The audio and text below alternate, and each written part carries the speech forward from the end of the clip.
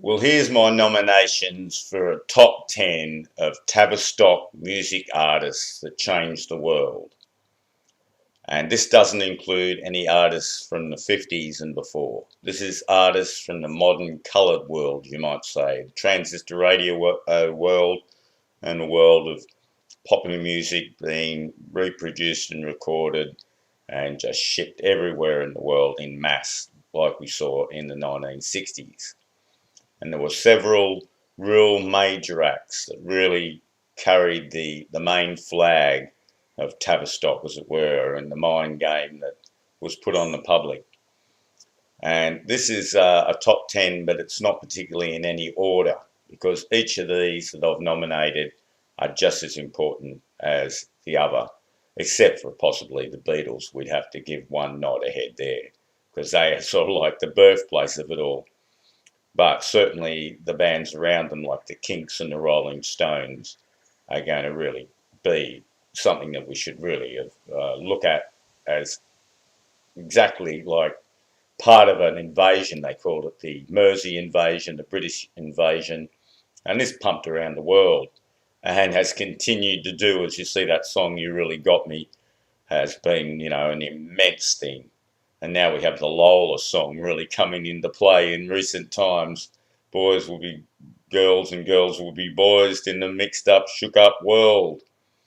Anyway, and so I'm going through the artists other than those three obvious ones there for Tavistock. You've got to look to New York as well. And in New York, of course, you had Carole King. Carole King, the female sort of that played the piano, and her mate James Taylor, so-called Man. Well, those two were very, very influential people. I mean, Carole King had a guy called Goffin that she was originally with, and he and her penned a lot of the songs, and there was a real movement in there which links to Andy Warhol, Carol Bayer Sager, a million other artists, Paul Simon and Garfunkel, two that could be on this list really as well. So I just nominated Carole King because I think she had a huge influence on all female artists past her. She sort of set the bar. And there was another artist of very big importance called Melanie. But Carole King, with that album Tapestry, was just the all-time big thing for a number of years. And her involvement with James Taylor, who likewise really set the bar on what it was to play guitar acoustic style for men. And I want you to notice how many of these people, especially the leader of the band, will often be doing the beehive symbol that you can see here, which of course stands for the number 28. You'll see that quite a little bit.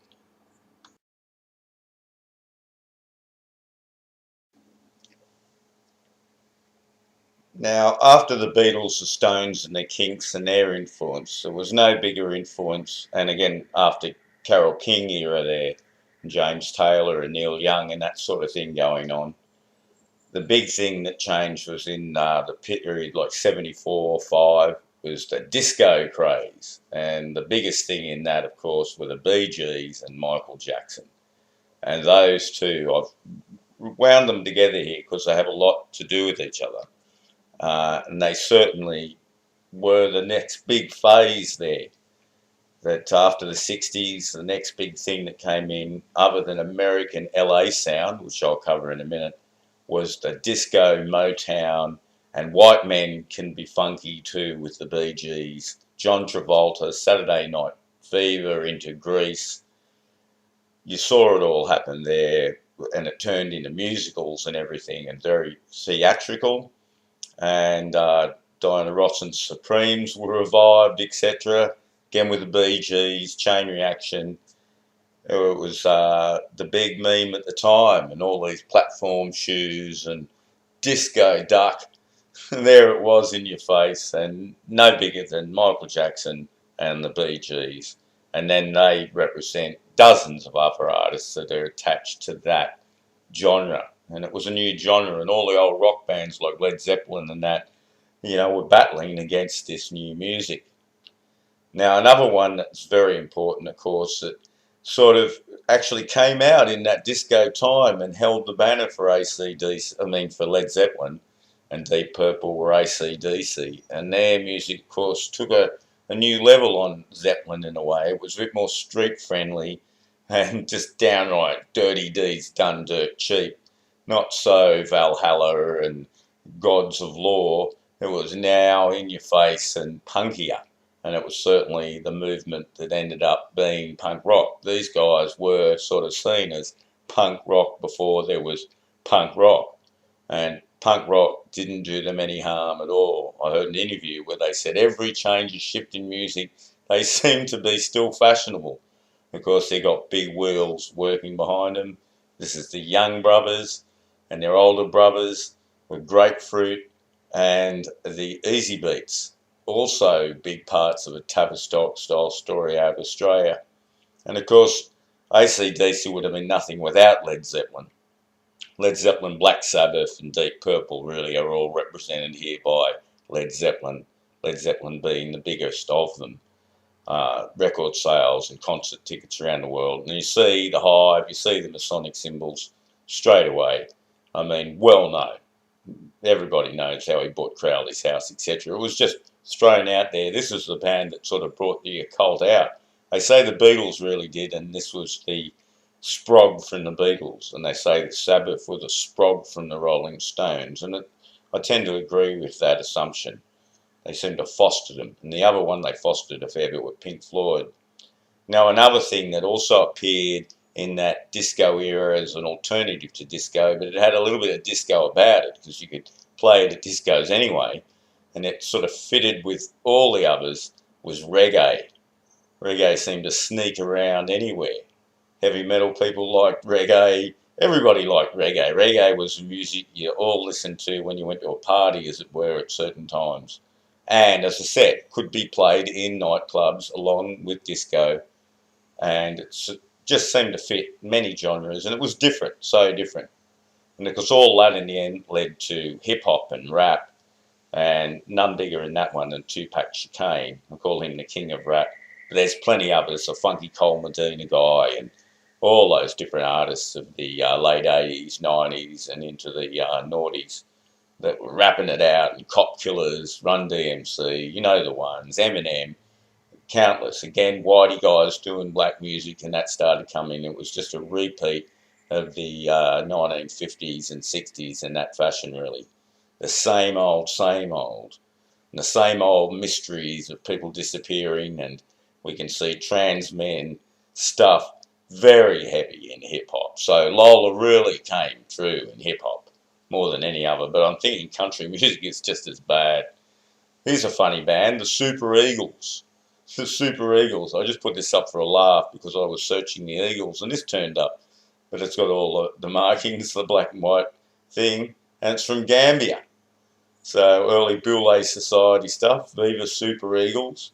And of course, yes, again, another mid-70s thing, another alternative to disco where rock went was the LA sound. And it had already well established in the earlier part of the 70s, but really blossoming 74 with this band, the Eagles. None bigger, no one sold anywhere near the records in this genre that this band did.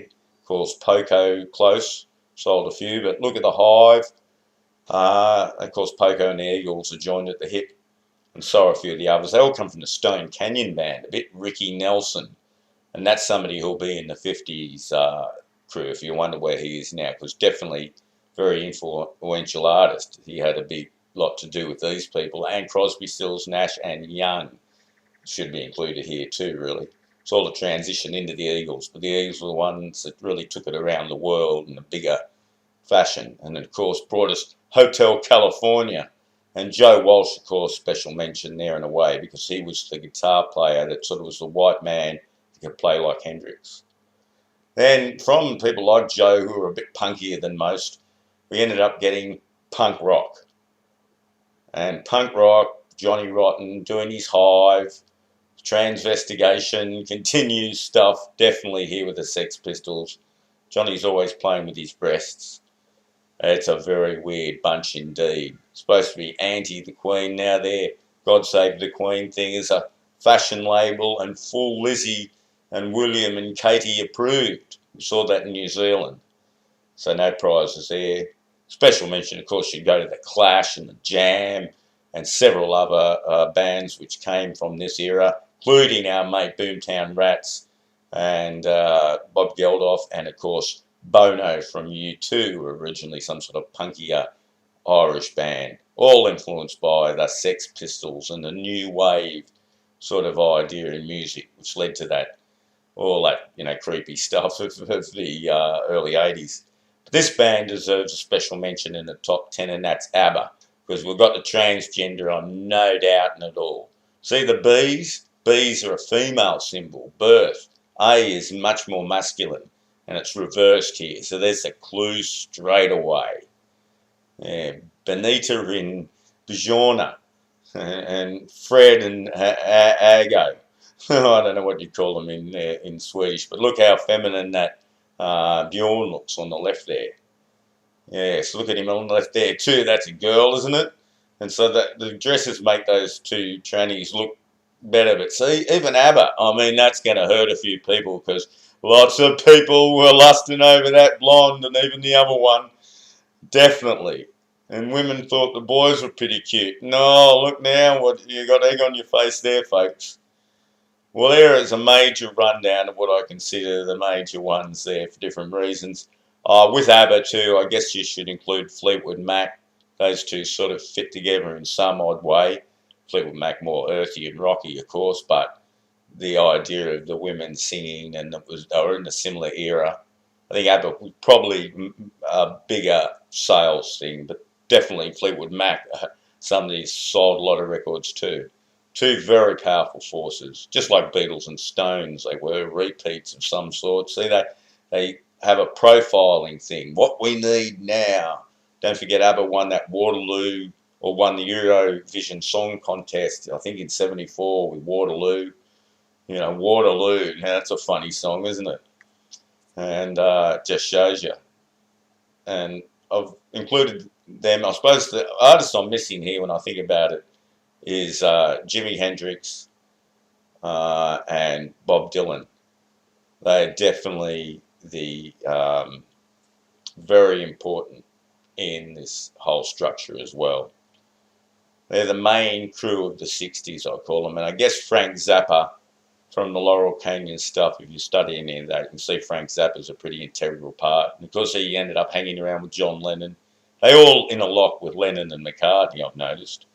Even the Youngs from AC/DC, and Led Zeppelin and Sabbath. And I saw Ozzy Osbourne cry nearly when he met McCartney for the first time, apparently, in a number of years. And he was nearly crying. Oh, you influenced us so much. And I thought, there you go, Mr. Crowley, eh? Mr. Crowley, straight in your face. So yes, Jimi Hendrix, of course, and Janis Joplin goes without saying, and Bruce Springsteen and Bob Dylan. There are probably a few others, and no doubt people will say, oh, you didn't put this one in, that one in. I did mention Neil Young, as you know, there, and Crosby, Stills, Nash and Young certainly should be mentioned, and Donovan I should make special mention of.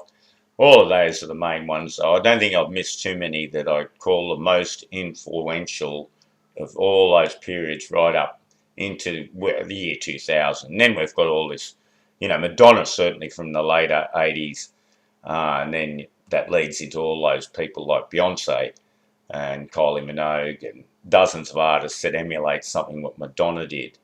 And the other, I suppose, impactful artist was Kate Bush, definitely with the presentation for females, and certainly wrapped up in the Tavistock thing. She's connected to Pink Floyd, and I guess they deserve a special mention. Just to show you how the monarchy is in bed with these people, here's the diva. Should be in a diva top list. Would be Barbra Streisand.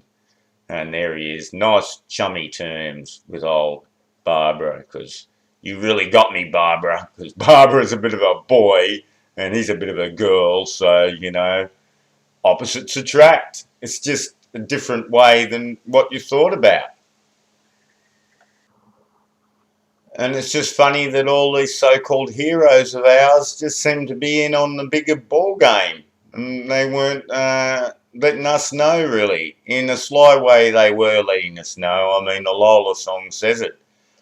We just thought it was just about the girl in the bar at Soho. We didn't think it came out of the bar, did we? But now we know.